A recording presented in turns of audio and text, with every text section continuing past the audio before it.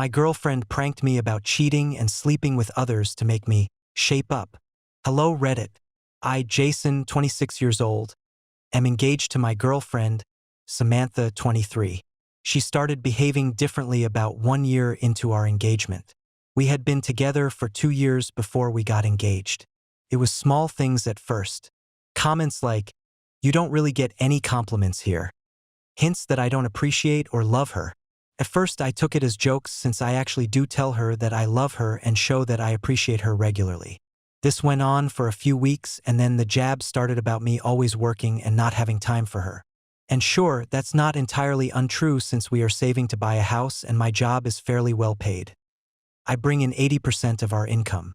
So it felt logical to work as much as possible to maximize our income. A few weeks after this, she started going to her friends and spending time with them much more often than before. She left at irregular times and came home late in the evenings. She had several nights out with the girls where they went to a bar and talked. This gave me stomach pain.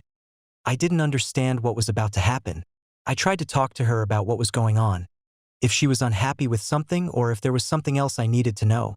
But she brushed me off and just said that nothing was wrong. It was impossible to get anything out of her. I don't know what to do. I'm considering following her. But I don't want to suspect her of something when she says nothing is wrong.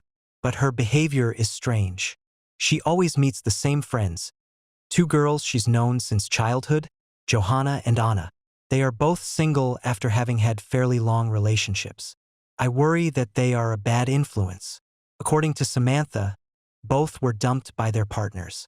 Johanna was unfaithful and Anna was controlling and monitored her boyfriend and was extremely jealous. I worry that they are influencing her in some way. But at the same time, Samantha is smart.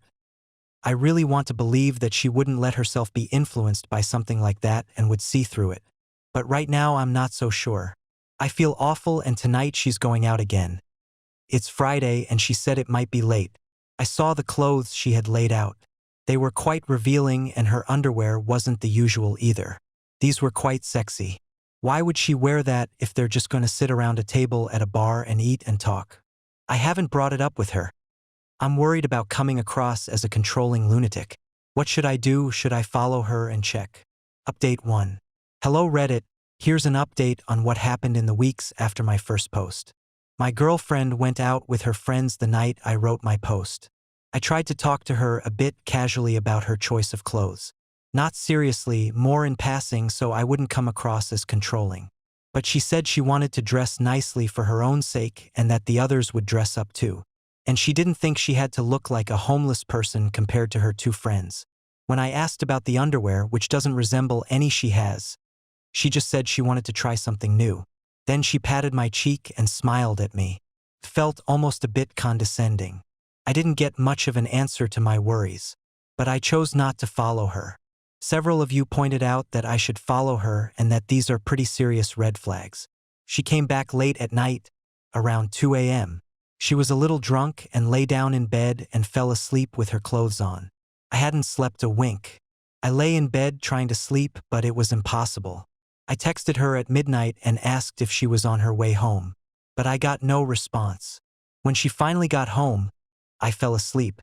I decided to try to address the things she had complained about, so I told her I'd like to go out with her in the evening. She looked happy and looked forward to it. It was great. She was completely normal and the same happy, outgoing, spontaneous girl I know her as. On Sunday, we spent the whole day together. We went shopping and ate out, and in the evening we had a movie marathon. We watched all the Alien movies straight through. We're both sci-fi fans. The problem was that she was on her phone quite a lot and it annoyed me by the end. If she thinks we spend too little time together, shouldn't she then focus as much as possible on the few occasions we have together? She was texting and smiling at the screen, and afterward it made me think about who she was texting. So I asked. She answered very evasively and said it was a friend. I asked if it was someone I knew, but she said I'd never met her. What do you think? I suspect it's not a she but a he. Several of you have pointed out that she's probably up to something and that I should be more inclined to find out what. Maybe you're right. I should do something. I felt terrible for several weeks now and I've lost weight. Have no appetite and am worried about what she does when she's gone all the time. I have a constant knot in my stomach. Everything points to her doing something she shouldn't. I've started taking her out on dates a couple of times a week, working less and being home more. But she doesn't change her behavior. Update 2. It's been a while since my last post. I've been very busy and feeling like shit, so I haven't really had the energy to write about how it's gone. But I want to thank you for all the feedback I've received. So many of you have written that I haven't been able to write back and answer everyone. But I've read everything. Several of you pointed out that I have to do something about my situation, as someone wrote, "Do anything, it's better to do something than to do nothing wrong." So I did, or I tried. I sat her down and said that I feel like shit from all this and that I don't understand what's happening. Her behavior suggests that she's cheating or seeing someone behind my back. All the texts, her sitting with her phone, snide comments about my job or that I don't care, going out with friends at strange times several days a week and coming home late and making herself unreachable. You'd think that if I say I feel awful and she can see that I feel awful, why wouldn't she tell the truth then? She claims nothing is happening and that she's not doing anything and gave me explanations that didn't calm me down at all. Then she didn't want to talk anymore and walked away. I sleep maybe 4 hours a night now. I've lost 8 kilos and I'm 180 centimeters tall and weighed 80 kilos before. Now I weigh 72 kilos. That's a big change. My parents commented on it and asked if I was really okay. I lied and tried to explain it away. I feel like shit for lying to them. I have acid reflux, severe stomach pain regularly. I'm starting to suspect a stomach ulcer.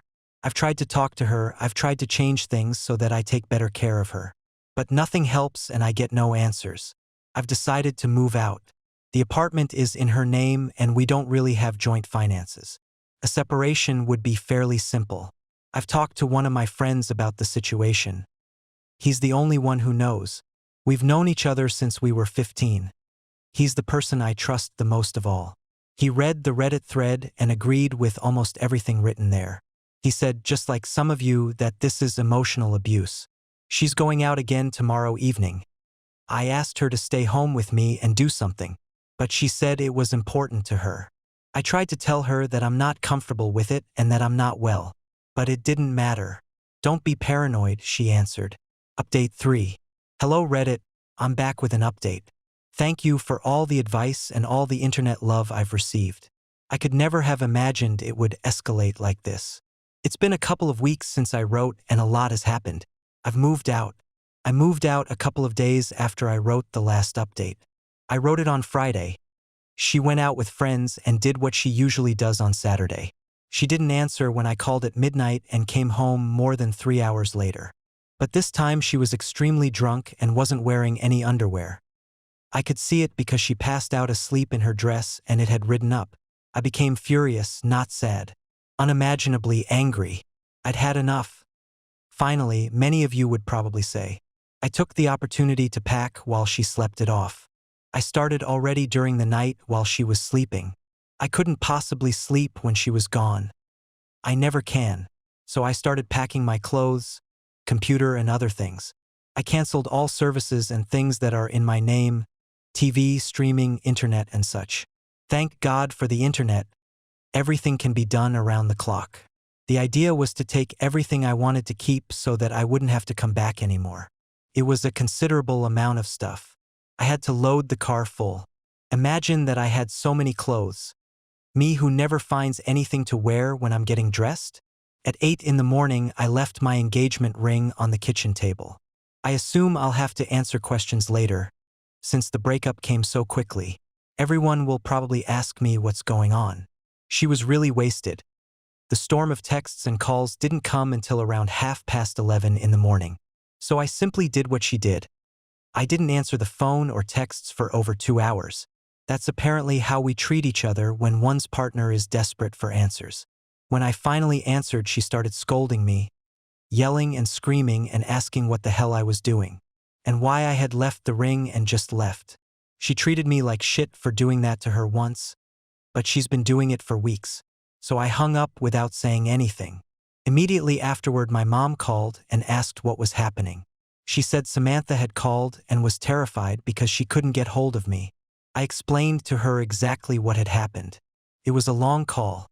My mom is a solid woman, honest, straightforward. a noble shit type. Just like my dad, by the way. She couldn't believe what had happened, or she believed me, she just couldn't believe it. If you understand what I mean. She said that leaving her like that maybe wasn't the world's best way. But she understood that it might have been better to just leave in that situation. A call or confrontation might have been even worse. During the call with my mom, Samantha kept calling constantly. As soon as I hung up, she called again. I answered again. This time she was calmer. No yelling and screaming, but it sounded like she had been crying. She asked why I left and left the ring, and I said she knows why. But she said she didn't know. And then I hung up again. She called me for hours, but I refused to answer. I'm not going to play any games with her. I've had enough of that now. Toward evening, I answered one of her calls again. Then the truth crept out. It was sicker than I could have imagined. She hadn't cheated. She had tried to make me believe that she had. It was planned together with her two friends. She did it because she thought we'd lost the spark a bit and that I took her for granted and worked too much. All the late evenings and nights had been spent with her two friends at one of their homes. They had never gone out. She had deliberately taken off her underwear so that I would notice and become terrified that she was cheating so that I would fight harder for her. So she had watched me feel worse and worse, lose weight, not sleep, and start to get a stomach ulcer. I had told her about it, but she hadn't stopped the sick game. She had instead escalated it and made it even worse. She started sobbing when I said that. I could never treat her or anyone I cared about that way. She apologized and admitted she had taken it too far, but told me to come home so we could talk. I refused. I said this is unforgivable and completely insane to treat someone you say you love like this. She refused to accept that. She hadn't cheated. She had joked with me, even if it went too far. I had to forgive her. We didn't reach an agreement, so I asked her to stop calling and leave me alone. She did, for about 20 minutes. Then the texts started instead. I ignored them all, didn't even read them. I couldn't handle it. My friend and his girlfriend, whom I'm staying with, said it was probably the sickest joke they'd ever heard of. Later in the evening, my dad came to visit me. We went out to eat that evening. It was the first proper meal I'd eaten in weeks. It felt like. We talked and I told him the latest. He couldn't understand how it's possible to do that to someone you love. He said that if I think it's right to leave, then leave. So that's how things are now. I've talked on the phone with some of my other friends and explained. Some are mutual, so I guess most of both my and Samantha's friends know the story now. Now I'm going to turn off my phone and sleep a bit. I hope the worst is over now. Update 4. Hello. I didn't think I'd need to update more, but some of you have asked and some things have actually happened. I met my parents a few days ago. My dad, as you may remember, thought I should leave if I felt it was right. It was a sick way to treat someone. Kills the trust you need in a relationship. But my mom had a completely different opinion. She argued that I should forgive her. She hadn't cheated, it went too far, sure, but it wasn't intentional that it would go that badly. I could see on my dad the longer she argued this that he became more and more irritated. In the end, he was almost furious. I wrote earlier that both my dad and mom are the noble shit type. Now he showed why. He said that now it had gone too far. She saw what it did to him, didn't care, and instead of admitting what she'd done when he felt awful, she increased the pressure. Then he said outright that if his wife, my mom, ever got the idea to do some sick shit like that to him, he would throw her out of the house. My mom looked pretty subdued. None of us are used to dad standing up like that. My friends have called now and then to check how I'm doing. Samantha has called and texted constantly and tried to get me to change my mind. Even her two friends have called, the ones who persuaded her to do this from the start. Anna, the one who was so jealous and controlling, said that the plan actually worked. I became more caring and tried harder, and that was appreciated by Samantha. She felt seen. I pointed out that the plan did indeed work, but I got sick from it and she saw that but didn't care. I asked her if she would recommend Samantha to be in a relationship with a guy who watched her get sicker and sicker from something he was doing, then ignore that she was getting sick and make the pressure even worse. Would she tell her to stay? She had no answer to that. It was dead silent for a long time, and then she started repeating what she had already said. Johanna called too, but she was probably a bit drunk. She said roughly the same thing as Anna, but hinted that I was a bit of a wimp for getting sick from something like this that really wasn't anything other than a joke. I didn't bother responding to that. I just said that I don't take relationship advice from someone who can't keep her legs closed to other men when she's in a relationship. Before I hung up, I heard the beginning of a curse word. Samantha and I have had a conversation one-on-one. I refused to have it at my friend's place or at her place. We met at a cafe so that I could leave if it went off the rails. She had really dressed up. She's a beautiful girl. My mouth still goes dry when I see her like that. I had missed her during these weeks. But maybe it's more the girl I first got together with that I missed. We sat down and she apologized for everything, and she also apologized for Johanna and what she had blurted out. She understood why I was so angry and why I had left like that.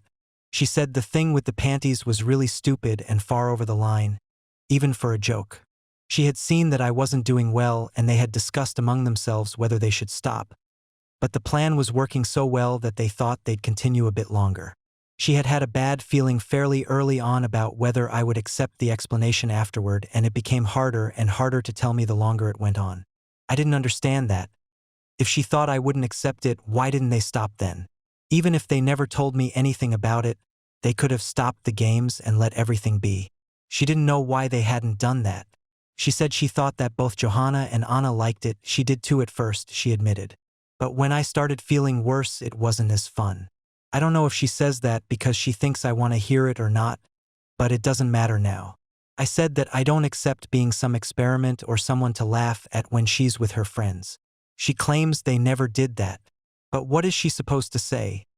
Admitting it wouldn't make it more likely that I'd change my mind. So it was impossible to believe that too. In the end, nothing changed. She gave me my ring back, in case I ever want to try again. I accepted it but said that I won't change my mind. I told her to let this go now and move on. So far, she hasn't contacted me. It's been a few days since we sat at the cafe and talked. Maybe it's finally over now.